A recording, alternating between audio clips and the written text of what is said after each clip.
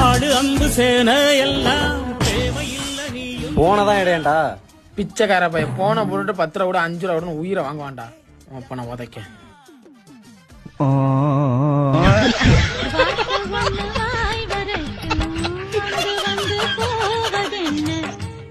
டீக்காக நம்ம நட்பை பிரிச்சிட்டல. இல்ல 15 ரூபா டீல தானடா பிரிச்சேன்.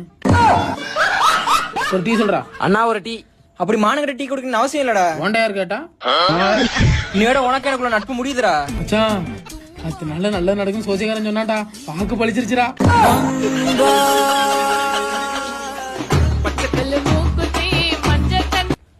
சொல்லு மச்சான். என் மச்சான் அக்கவுண்ட்ல ஒரு 10 ரூபா மாத்தி கேக்குதாடா?